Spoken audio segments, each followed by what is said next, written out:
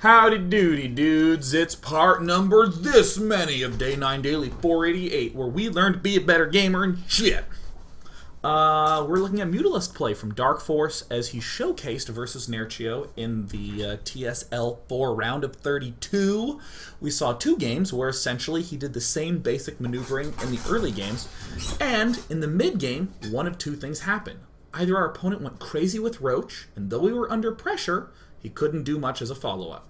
Or we were in the position where our opponent got tons of anti-air, our Mutalisk didn't work at all, but then we're under no pressure at all. Alright, cool. I'm gonna lean forward and we're gonna do part 3. What happens if we're in Mutalisk versus Mutalisk? Alright. This game I'm not going to be doing so much of this perspective-y type stuff, but let me just sort of looking at both players at the same time. DarkForce, in an absolutely delightfully consistent example of consistency. DarkForce is going to be early expanding again. Pow! And then he's going to pool in the main base. Look at it, building 2 more drones, and then here comes the pool and the gas. Bam! Bam! Alright, I would put it to ×8, but I keep dropping brains when I do it. Keep dropping the brains when I do it.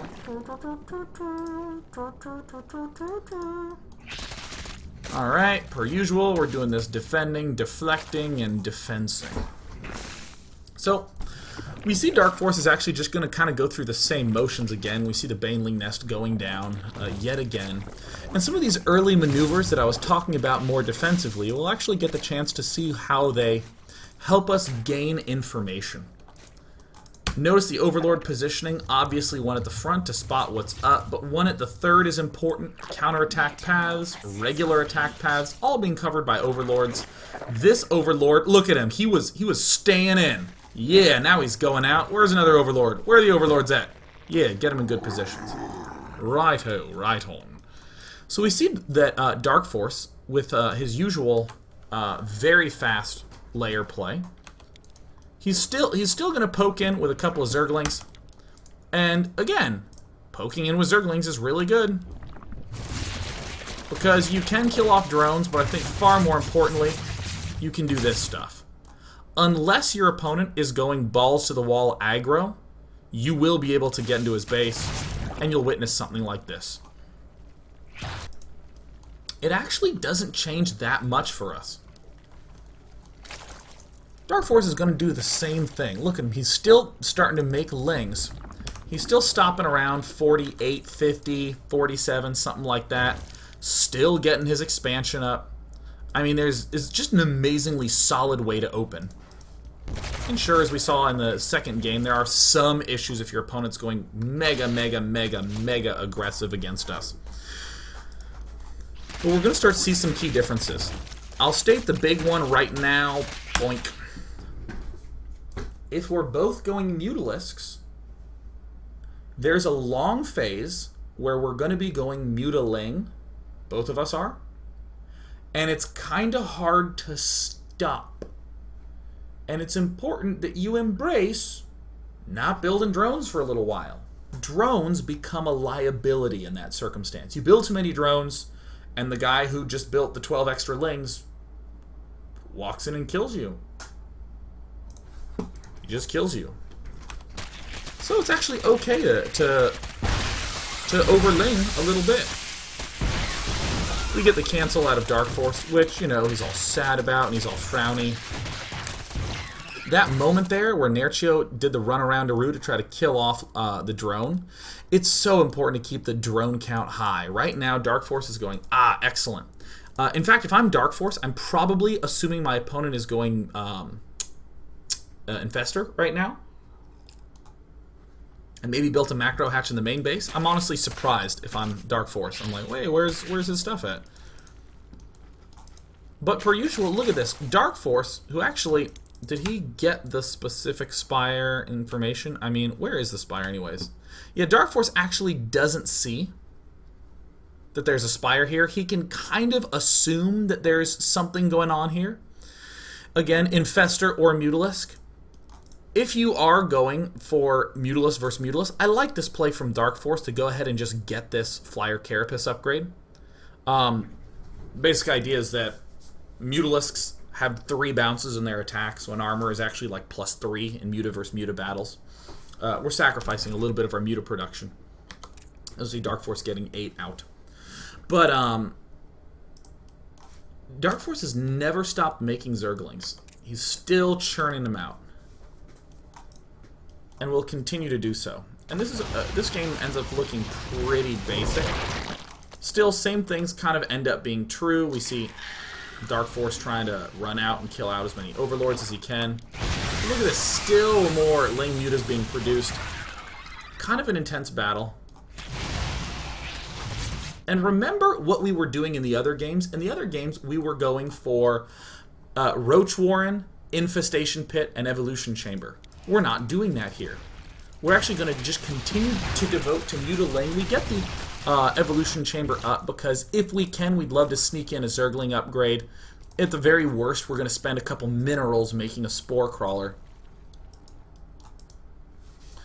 And this game's pretty even right now. DarkForce is going to be just doing a little poking.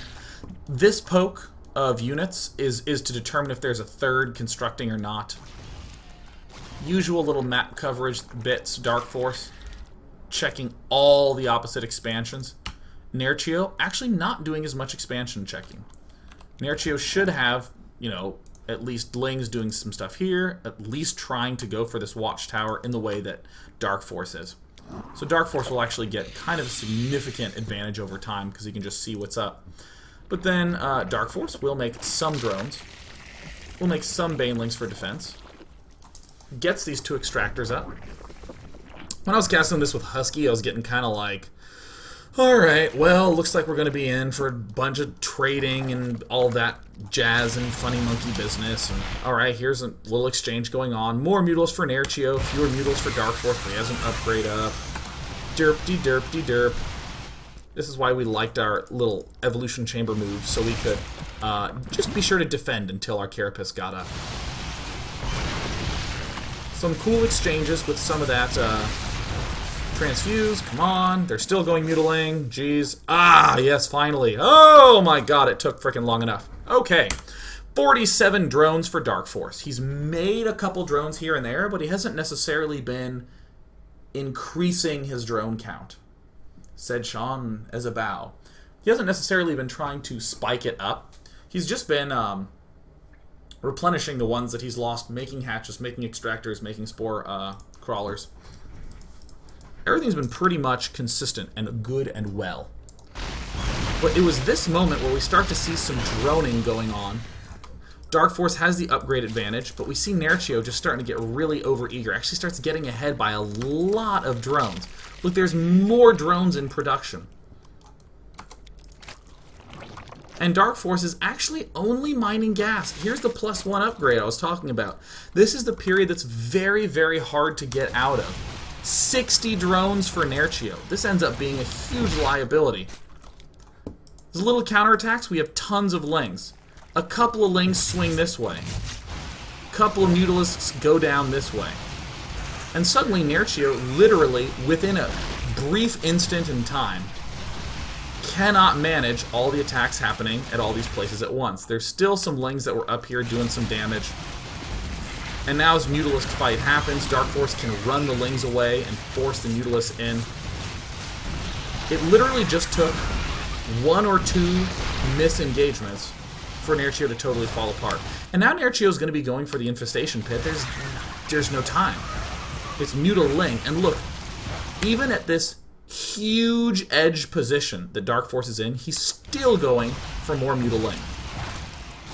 Only now, I think, is it correct to start going for the drones, but, you know, building a couple extra Mutaling will be very helpful still. Still has a ton of benefit. If these Mutalisks ever try to go out, the Lings come in for a counterattack.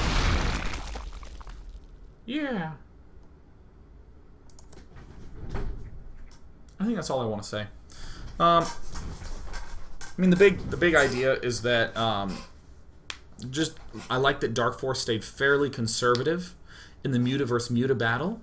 he stayed back and got the early +1 upgrade in the early evolution chamber, so he could have the spore crawlers up, he could get his 3rd up, and he only put guys into gas at the 3rd. If we actually come here, look at this. Look at this. He just has these 3 in there. They have actually stopped mining just because the game's done, but he had 3 mining the minerals. I mean, there was nothing mining here at this expansion. These 3 drones are brand new. Hell, in the unit counting station, he'd only just broken 50. Pretty cool standard stuff. Just focusing on the mutalisks and the lings and all that aggression-y goodness. And then if you can start really tipping the balance in these 3 base versus 3 base things, like picking off a lot of drones, maybe sneak in like 2 or 3, but don't go crazy with the droning. It's really easy to be like, wow, I want to go for an infestation pit. I think that's a good thing to do right now. If you do that, you'll have to build lots of spore crawlers. You'll have to build extra banelings at those locations, and you will completely abandon the center of the map. And then your opponent, who's going mutaling, will have to take a 4th base, or can easily take a 4th base. So likewise, if you're going mutaling and your opponent's going mutaling, and suddenly he stops going mutaling, you'll either kill him, or he'll have to have built so much defense that you can easily take a 4th.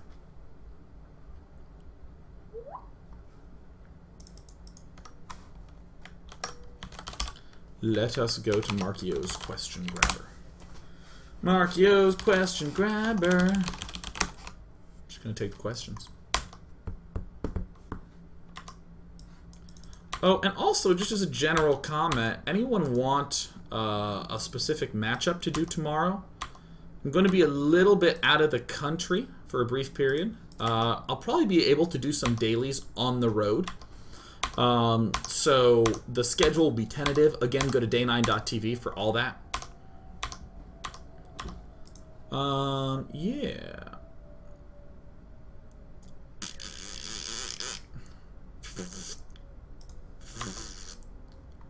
Let me see here. Oh, here's a really simple question from Jaming88. Day 9, what is a good counter to this play? I would honestly go to TSL4 VODs, which you can find them over at teamliquid.net, and rewatch game number 1. And I think Neato did pretty much a fine answer. He just relied a lot on the roach infestor big muscle play, like staying low on bases, getting up a bunch of infestors and defense, and then flooding with roaches and doing the big bulky pushes. The reason that Neato ended up losing that game is just due to some positional flubs, where he sent roaches out and had no infestors there. Or Neato lost all of his infestors without being able to do much about it. That will obviously cause a third player to lose the game, but you heard me talk a lot about, oh, your opponent will build a whole bunch of spore crawlers and get all defensy in the air, and now you can take as a 4th base as mutaling. I was saying that throughout the daily.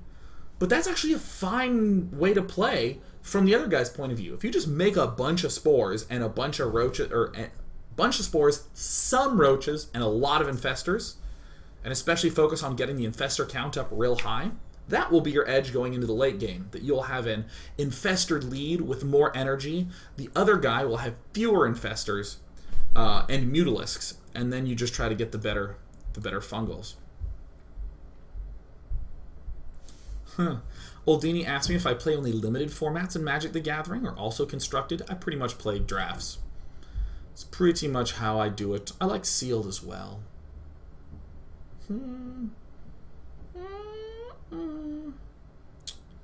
Let me see thing. Alright, here's a great question from the Giant Gnome. Day 9, with such an early layer, is there anything you would see that would make you throw up an infestation pit instead of a spire? I'm really sort of torn on how to do infestor play, like just straight infestor play. I actually feel like if you are going to be going for the infestor play, what would I want to see?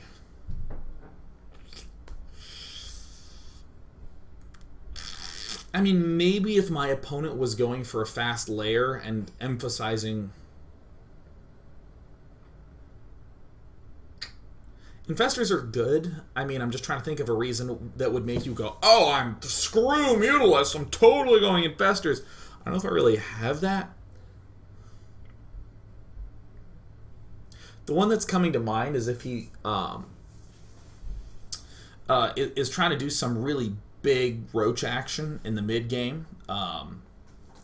Then I like to go infestor roach, and then I have some roaches and like 6 or 7 infestors, and I take my third earlier, and I kind of, you know, come at me, bro, come try to take out my third, and just snap his neck with better fungals, because he just won't have any infestors. But it also works to do that and go for...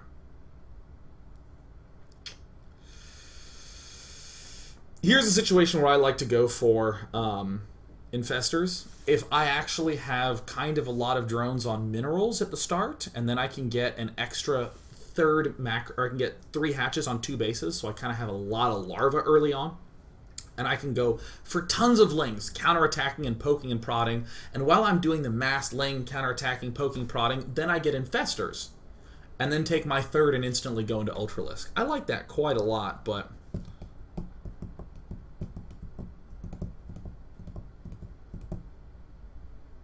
yeah, that's kind of how I think. I'm going to follow up with Chan Chasku, saying, I love to go Mutalisk, but it seems that whenever I go Mutas, I get hard countered by my opponent.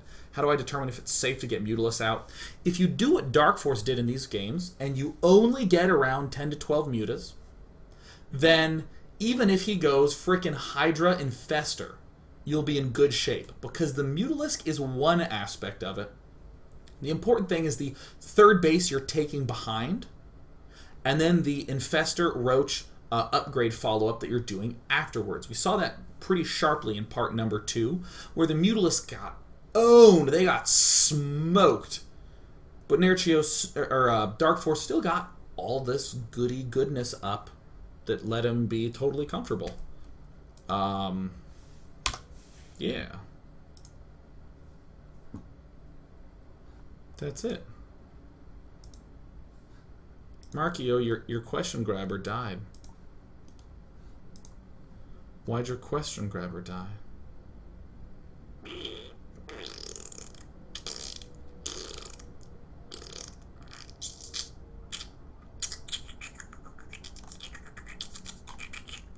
Yeah, I see this other question from Carrot SC who asks, in the context of games 1 and 2, is it possible to transition into Ling Infestor instead of Roaches? The thing about Ling Infestor, I'm of the opinion that you just need a lot of larvae. So if there was some way to sneak in a macro hatch in there, then I'd be comfortable going Ling Infestor. But it's kind of like if I have 2 hatches, I can actually afford Infestor Roach. And if I went Ling Infestor, then I just wouldn't have that many units. So I kind of want the 3rd macro hatch. That's really the big one.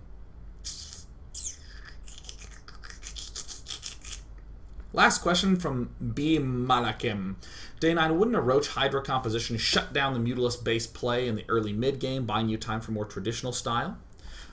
In the circumstance where he will overbuild Hydras, and he must, because if he doesn't, then you just add on a couple more Mutalisks and kill them all off. He actually cuts out a significant amount of Roaches from his army. First of all, if you're going Mutalisk, you're generally getting all 4 of your geysers earlier than your opponent, so you're ahead in gas. For every Hydra he builds, that's 2 less Roaches. And sure, for every Muta I build, I have 4 less Roaches, but I'm still kind of stopping quite early.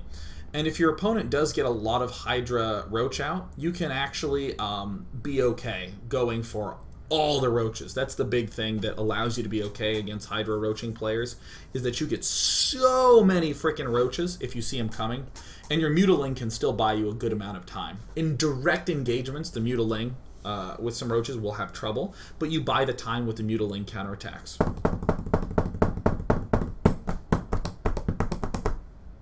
I'm done. What kind of daily would you like tomorrow? I'll just ask that, and then I'll add it to the website. What matchup? If you could type it in chat, either, you know, like TVP, ZvZ, TVJ, something like that. Let's see here.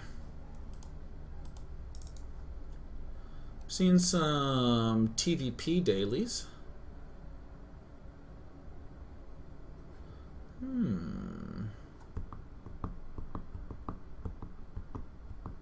Teja Games.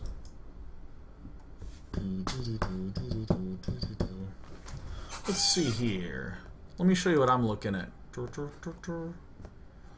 A lot of Zerg versus... wow.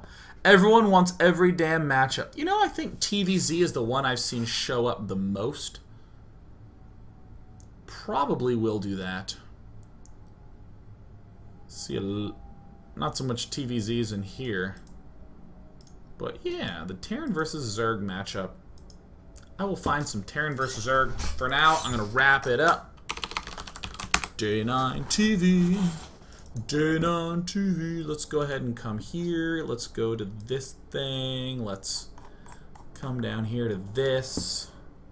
Guys, for this daily, I would like to close out by adding an event. 489. TVZ from Terran perspective. I haven't officially decided on a game, but it will definitely be about crushing some Zergs with Terran. Hopefully, I'll be able to track down some replays of Liquid Teja. 80%.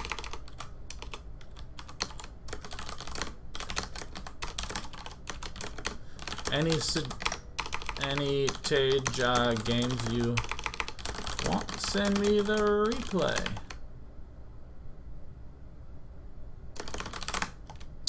What address should you send it to? Actually, just...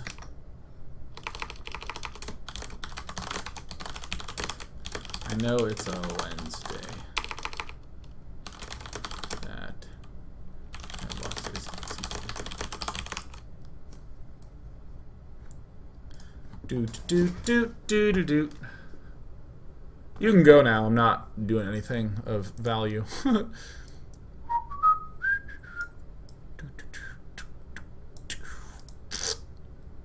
See, I'm being responsible and doing this early. Wait, I did it right. Okay, yeah. I'm trying to make myself do this ahead of time instead of just like, surprise, it's a topic. Oh.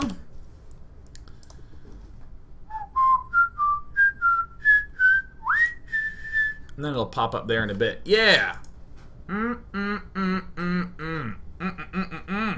Ooh. Yeah.